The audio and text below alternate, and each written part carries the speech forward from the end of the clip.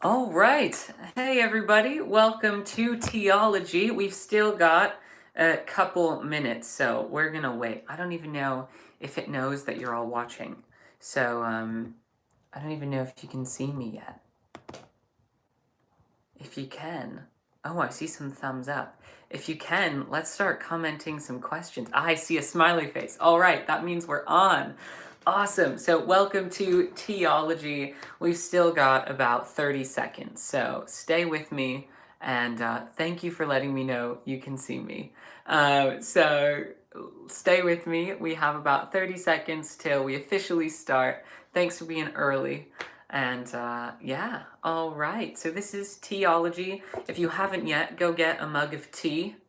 Get your tea and you can join in this conversation. It'll be about a half hour, so feel free to pop in, pop out whenever you want. And yeah, start thinking of some questions to ask so that I don't have to talk for the entire time. Yeah, so get your questions out, and we have about a minute. All right. Great, so welcome to Teaology.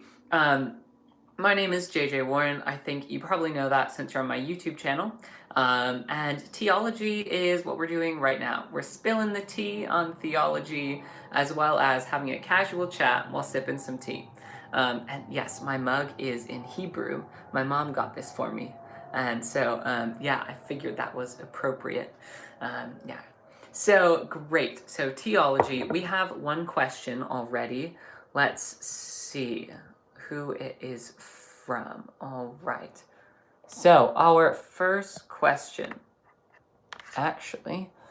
So, y'all are being super patient with me. Thank you. I am figuring out how to do this whole seeing question things. Whoever just commented that first question, could you do it again? I'm not sure how to find it. So if you want to send that again, great. I see one right now. How do you find hope in the church when you lose the hope? I think that's a really good question. How do you find hope in the church when you lose the church? When you lose hope? Right, big question. So how do you find hope in the church? I think no matter what angle you come from, what denomination you come from, whether you are churched or unchurched, whether you're part of a non-denominational church, the whole idea of church as a denomination, right? Like any structure, like any institution, it's human-made, and so it's liable to corruption. And so rather than getting frustrated with just the institution and only seeing church as the institution, I find hope by looking at what is the church really. And so when I think about the church, I think about the people. And right now, as I travel, I've been to 3 different states already. And so last weekend, I was upstate in Oneonta. The weekend before that, I was in Illinois. And so let's see, we have another question real quick. How can the church improve our theology surrounding sex? That's great. But so anyway, hope in the church. So going around all these places, I have the wonderful opportunity to meet people who are passionate about Jesus and passionate about social justice at the same time. And so to see these churches, that are doing soup kitchens and that are serving queer people and that have rainbow flags all around their churches, that's how I find hope in the midst of a church which seems pretty hopeless. Great. Next question. I hope that wasn't too babbling. Let's see. Next question we have is, oh, sweet, I can find it on my computer too. How can the church improve our theology surrounding sex? Based on Nadia Bowles-Weber's books, Shameless, yes. And yeah, awesome. So I honestly, this is a bad thing. I have not read Nadia Bowles-Weber's book, Shameless. I've read her other one, Pastrix, but I have not read Shameless yet. So I need to read that. She's a powerhouse. She's great. But yeah, how can the church approach sex differently? I was just writing a paper all about like the evolution of the church's regulations on sex. And what's really interesting is to see that like the way sex and power and politics and money were so intertwined, and especially, the church trying to control women's bodies throughout history, because, marriages meant political power and all that. So I think, obviously, talk to your pastors, and there are some great, not all pastors are good about this, though. Let's be real. We're spilling the tea in theology. But there are some great resources online too. And so I think how the church can approach sex is, Rob Bell has something really great. He said offhandedly in one of his videos that, you know, God created all of the beauty in the world, the beauty in love and the beauty in life, the beauty in nature, the beauty in sex, the beauty in everything. And so the challenge for Christians is not to completely deny something, but to redirect our energy to see the beauty in it. I think sex, like anything, right, can be corrupted. We can use it for wrong reasons, or we can rely on it for emotional support, or use that as an addiction. Or, right, the flip side, we can find the beauty in it. And so I think that's the challenge for Christians, like in anything, is to find the beauty, and the goodness in things, because all that God created is good. And so to find that goodness in whatever it is we're talking about, whether that be sex or something else. Great. So let's see. We have someone who said, I go to a Jesuit college, Lemoyne and Syracuse, New York. I'm from Penn Yan, small town, right outside Syracuse, about an hour and a half. And how do you suggest going about trying to get change for gender-neutral bathrooms and inclusive dorm housing? Gosh, that's difficult because I don't know your college. But one thing that I think is really great, is I'm working with Reconciling Ministries Network. And if you're not a part of that, I recommend going to rmnetwork.org and become a reconciling individual. And one of the things that they do is to explain intersections. So to go into a church that might not understand gender neutral bathrooms, and say, do you like serving, ask the church, do you have a soup kitchen? Oh, okay, so you enjoy serving people who need that, and you recognize the need that they have for that, and you see Jesus in these people that you're feeding soup. Okay, well, how about you bring people to a place where there are people who are transgender, to an LGBTQ center, and you bring a soup kitchen to an LGBTQ center, and then the people in your church start to see Jesus, or in your school start to see Jesus, start to see the beauty in those people as well. And then you say, well, you enjoy serving soup to these people at the homeless kitchen, and now you've experienced people and felt their needs at this LGBTQ center. A gender neutral bathroom is the next step in supporting these people that you just served. That's how you can serve them more. So I think looking at intersections is a great way to help out. Yeah, but I don't know your college, so I can't help out too much with that. But I would definitely recommend student senates as well. Let's see. What do you personally think about Rob Bell's ideas and theological standpoint? And describe the promised land. We've got some good questions up here. So, right, I'm not an employee of Rob Bell, nor his publicist. So, I don't know all of his ideas and theologies, though I do love his books, especially Love Wins. Very foundational. Definitely recommend reading Love Wins. And what I think Rob Bell does best in that book is to challenge our preconceptions. The beginning chapter is really unsettling because it starts out with, well, if a child dies and they're 8 years old, do they go to heaven or hell? If a child dies and they're 13 years old, do they go to heaven or hell? If a child dies, and it goes on and on. And so it makes you realize just how silly it is to have, to have this idea of an and or. So we can dive deeper into this later on. We're still warming up right now, so I don't want to get fully into it yet. But Rob Bell does a great job of challenging our notion that hell and heaven are a clear dichotomy, where you're either in one place or the other, and there are certain standards that you have to follow. I think God is a little more creative than that. I think God has created definitely more than just binaries. And so I would challenge us to look beyond that binary. Great. we'll go on to some other questions. Sure, we'll circle back to that. And also, right, theology can be really fragile, and people's relationships with theology can be really fragile. So I definitely encourage us to keep, we're doing great right now, y'all are great, but to keep that, this attitude of dialogue and friendship and friendly dialogue. Yeah, because theology is fragile. So great. So where do you personally, let's see, what is your vision for the church, and describe the promised land? So is describe the promised land talking about the promised land for the church? I'm gonna go on that idea. So if I were to describe the promised land of the church, I would say that the promised land of the church is to do what Jesus says in the Gospel according to John. And Jesus says that they will know you are my followers by your love.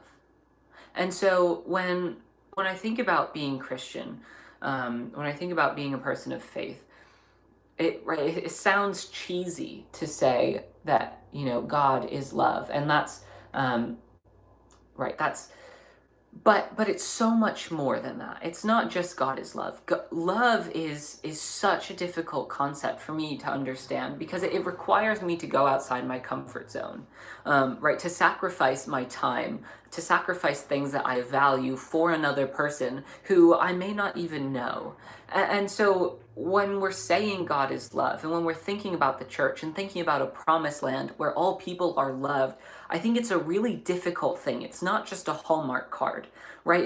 It's a challenge to care about people. I mean, when you're on the subway, or you're hearing that person in class or at work that just disagrees with you, the challenge is to love them, and that's so difficult. And yet, if we do that, we're being the people that Jesus calls us to be. That's the hallmark of us as Christians. And so, I think the promised land for the church, for me, is to be a place where all people feel deeply loved and cared about, where everyone feels validated, where everyone feels affirmed and celebrated. A place where people can call home. And I'm sure we'll come back to this later. Let's take a sip of tea. All right, I'm having fun on Teaology. I hope you're having fun too. Please share this link. Let's take a minute. Let's take a hot second. Share this link on social media. Go tweet it right now. Hashtag Teaology, and tell people to join the conversation. Send me a thumbs up when you've done it. So share this link on Facebook, Twitter, Instagram, and say hashtag Teaology. All right. So share this link, hashtag Teaology, and let's get back into some questions. One last sip of tea, though. All right. How do you explain to parents who are just tired of fighting for the right thing, and they question about why you still fight? How would you go about answering that? How do you explain to parents who are just tired of fighting for the right thing that they question about why you still fight? So is the question, and I have some Wisconsin folks. Yes, Kevin, I'm excited to see you tomorrow. I think my flight gets in at 2, by the way, so I'll see you then. So great. So the question is, I think the question is, parents who are tired of fighting, how do we explain why we still fight? Is that the question? We'll go with it. So I think it's really, okay, great. Thanks, Katie. Yes, thank you, Katie. So for parents explaining why you still fight, I think what's really important is to share your story. I think our stories have such an impact. And if we look at the Bible, right, it's a collection of stories that have moved people throughout centuries. And so when you share your story, like for me,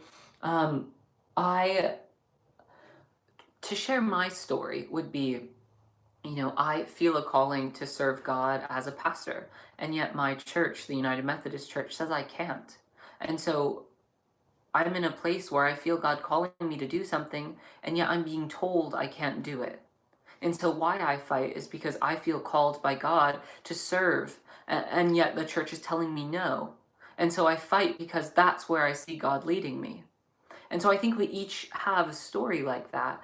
And so to share your story, whether you're, if you're a mother or a father or a parent or what have you, a guardian, to share your story with your friends as well, to say, in your church, I fight for inclusion because I have a gay son or daughter or trans kid, and um, they're not welcome in my church, or my church needs to openly say that my child is celebrated.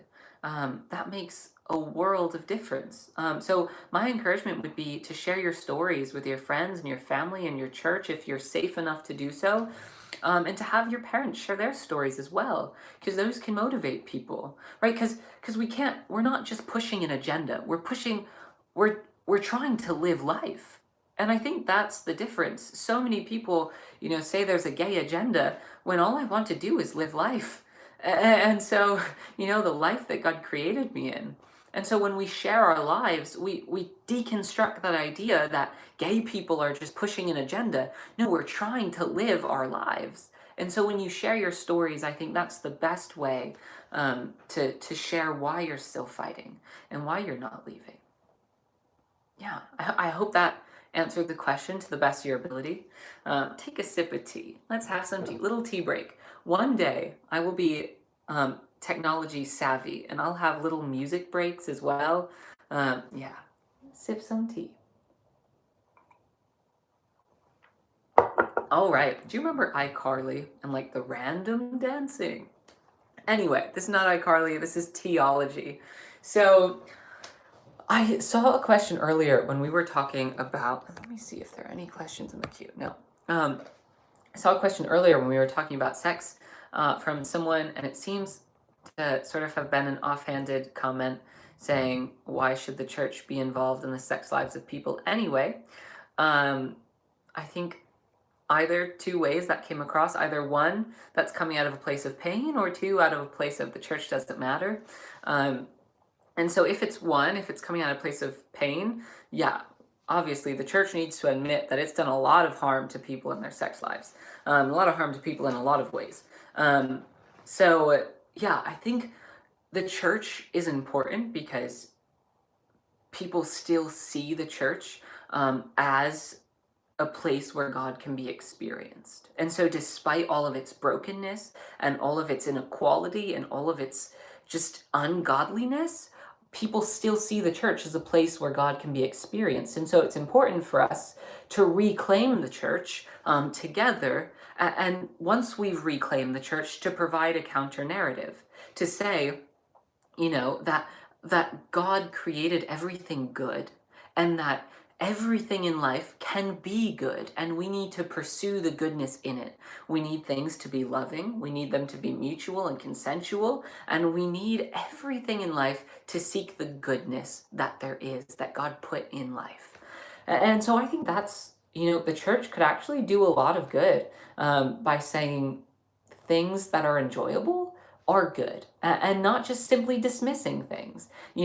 I think if we actually take things by the hands and say, God created goodness, find the goodness in everything, treat people with respect in everything that you do, including sex, find the goodness and the equality and the love. Right. So I think that's why the church is still important in that conversation as well. All right, we've got more things. Suggestion is to work with the administration. Great ideas. I love that you're talking to each other about if your college has an LGBTQ organization, that might be a good starting point to get people involved. That's great. That's going back to our person. That's talking about gender neutral bathrooms. Awesome. I love that we're talking to each other. Great. We have another question. How do you view the Methodist Church in light of the recent General Conference and the Judicial Council decision ruling as a queer person myself? So, and we have someone else that said, hey, DM me your address on Twitter, and I'll send you her book. Ah, you're the best. Oh my gosh, Addison. So much love. Will do. Awesome. So, right, let's get down to business. So, how do I view the Methodist Church in light of everything that happened at the last conference? So, how many of you know what General Conference was? Just send a cool thumbs up if you do. Can you send thumbs up on this? I think you can. So General Conference, right, is the gathering of Methodists from around the world. And unlike other churches, our whole body decides the rules for everyone. And so people in, Eastern Europe and Russia, and I see some thumbs up, good, and all over Africa and all over South America and the US, all of these people are all voting for the rules that govern everyone. Although the other areas have a little different rules, but they're all making our rules. And so what this conference decided was by a slim majority of 54 votes. So that means some people were in the bathroom and some votes were illegal. So probably even more slim. What I got out of this conference was that my church, the Methodist Church, is deeply divided. And, to see just a 54 vote difference between saying, should we be more conservative or not?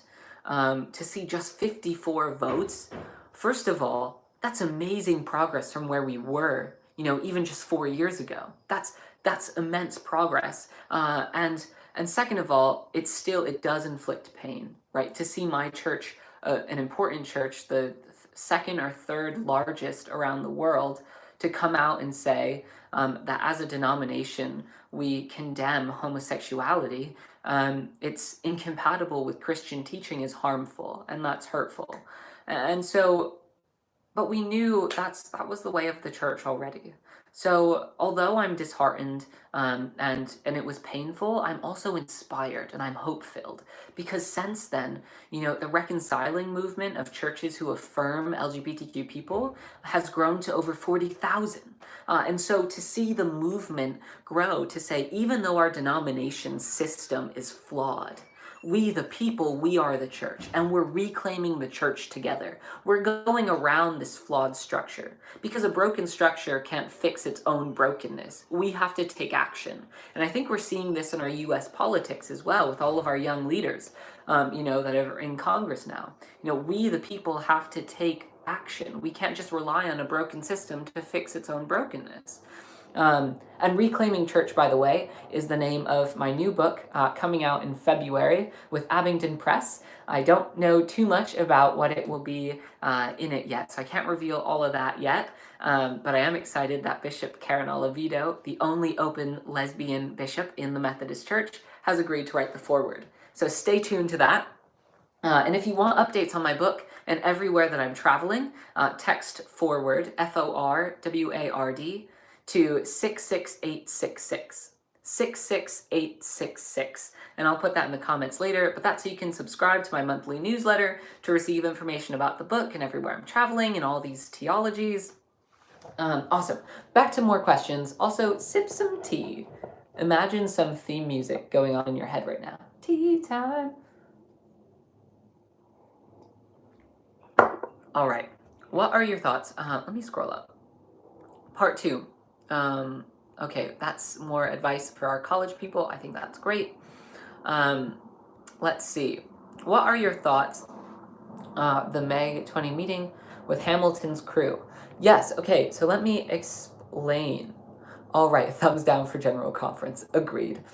So someone asked, Kyle asked about May, a meeting with Adam Hamilton and a bunch of people. So let me explain. In 2 weeks, so this weekend, I'm traveling to Wisconsin to preach around there and start some more reconciling movements there in churches. So I'm really excited about that. But in 2 weeks, I'm going to Minneapolis for Our Movement Forward. This is the only queer and people of color-led conversation within the Methodist Church about our way forward. So that's happening on like the 17th and 18th of May, so in 2 weeks. And so that will be talking about how queer people and people of color want to see the church go next, or what happens. Will we stay? Will we go? what will we do? And then immediately I preach in Minneapolis the Sunday, the 19th, and then the 20th I fly out to Kansas City. And that's where I will join with Adam Hamilton and leaders from around the Methodist Church to talk about the way forward that we see as the people. So what these two gatherings show, and Adam Hamilton's conference in the People's Conference that's being hosted by his church in Kansas City in 2 weeks, has 10 representatives from every area. So it will have people from around the connection who are influential leaders and important in their areas. So I'm so happy to go and to be there for that. And so I think what's really important about this is that we're showing that the General Conference does not discern anymore the way of our church. We, the people, are taking back the power. We have a vote of no confidence in the General Conference.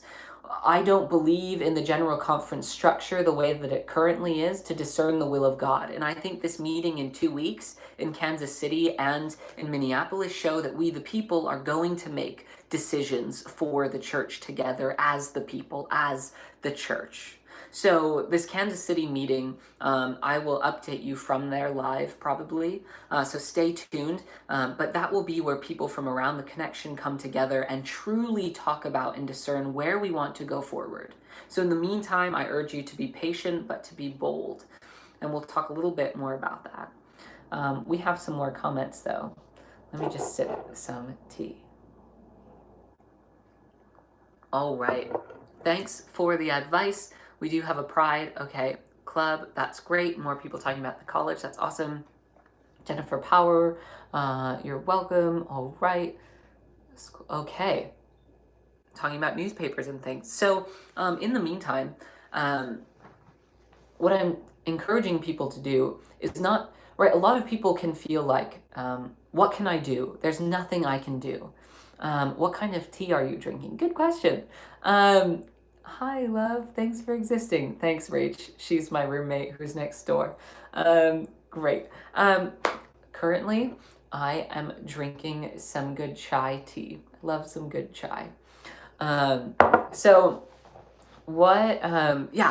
before this meeting happens in May, where we'll talk about where we as leaders in the church want to take the church, where we feel God calling us, in the meantime, my encouragement is to be patient but be bold. So what that means is don't make any decisions yet of, will we leave or will we commit to stay forever? I think it's too soon to do that.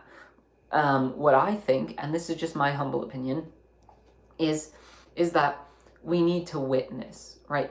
The conservative-leaning people, they need to see that God is still moving in this church towards justice, to see that their laws of injustice will not be followed. And we as the people of the Methodist Church, we will not obey these unjust laws.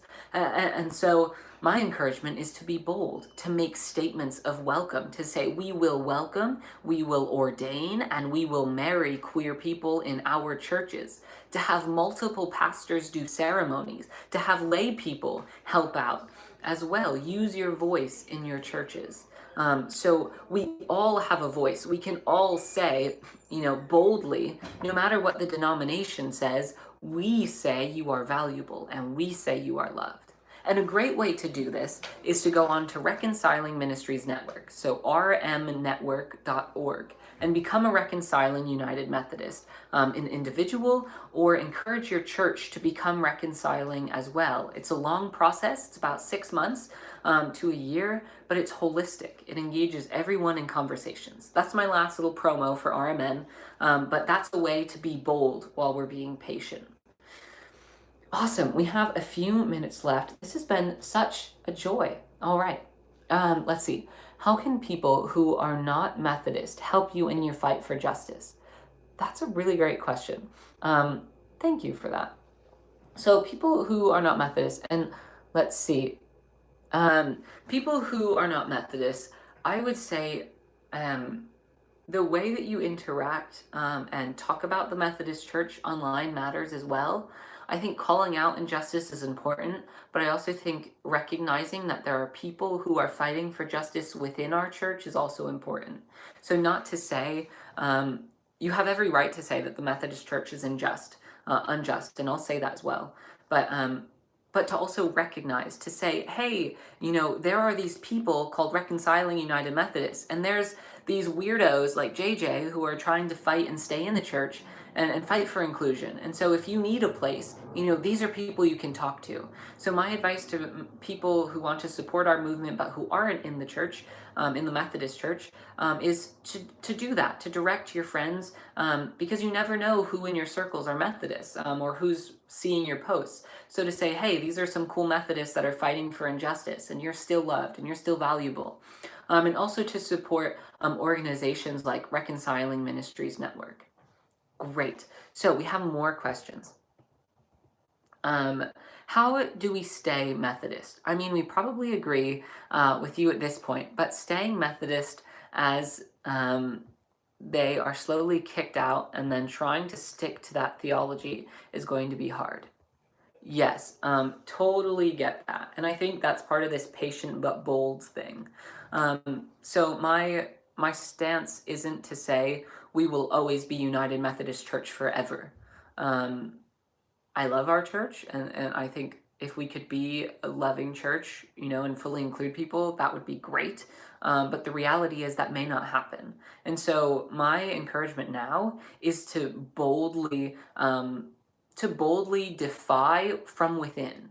So to say, I am Methodist and I accept all people. I am a Methodist clergy and I will marry gay people with other colleagues so that there's too much paperwork for our DS to file and our bishop to file. So joining together. I think when you find a community and you're able to organize support, we need grassroots movements. Reconciling Ministries Network does a good job of trying to provide resources for that.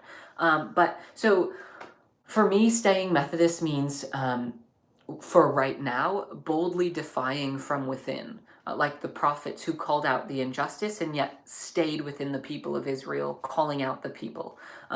So calling out our own people from within, I think, is important. Tiring, yes, and so if you need a safe space to go and relax for a bit and find, self-care, do that. But for me, it's staying and fighting from within. All right, a few last questions. We're going to go over time. That's okay. Let's see. We do literally... okay. How will you continue to fight for justice in seminary? That's great. Thank you. Bless you. Praying for your journey. Thank you so much, Kyle. So in seminary, I'm very excited to be going to Boston University School of Theology. The amazing prophet, Reverend Dr. Martin Luther King Jr., graduated from Boston University School of Theology. And so Boston, which is a Methodist seminary, has a history of progressive theology. And I'm really excited to be engaged there and to continue to, meet with future Methodist clergy people and deacons and leaders in the church while in seminary, saying, how will we be the church not only of tomorrow, but of today? How will we reclaim the church that we want to see, that we're called to serve? So yeah, that's my hope for seminary as well. All right, thanks everybody for watching. Join me again next Thursday, same time, 9 p.m. Eastern Daylight Time. It'll be another half hour. Don't forget, yes, I will DM my address to you. Thank you. And so this weekend, I'm excited to be in Wisconsin. So I won't be live streaming, but if you are in Wisconsin, I encourage you to come on out. All of the events for my summer are up on my website, jjwarren.org. We're still trying to get July and August on there. Takes a little bit. There are a lot of events. The following week, I'll be preaching in Minneapolis, and on Pentecost, I'm excited to be preaching. That's June 9th. For a new queer service called Manna, which is Worship for All Methodists. And so I'm excited to be preaching. It's at 4 p.m. Eastern Time. It'll be all over live stream. So trying to see how we can connect people who may be isolated around the world, who may not have reconciling or progressive churches around them. How can you still find that safe worship space? So Manna, you can find them on Facebook, Twitter, Instagram. Manna, that's Worship for All Methodists, and I'm excited to be preaching for them as their first preacher for that service. Yeah, find all of that online. Order if you would. I don't want to be too advertising and marketing oriented, but I really need your help. If you could order a T-shirt online, it's customink.com/fundraising. I'll put a link in here. It's also on my Facebook page and my website. But if you order a T-shirt, that would be amazing. They're like $20, and then it's like $4 for shipping. But I need 50 orders before they'll send them out. So if you would order a T-shirt, that would be amazing. I also have stickers. You can DM me anywhere. My public Facebook page would be the best, at It's Me, JJ Warren, because I'm trying to keep my personal page, just my family and friends. So yeah, if you want some stickers, email me or DM me there. Yeah, I'm excited to keep in touch with you all.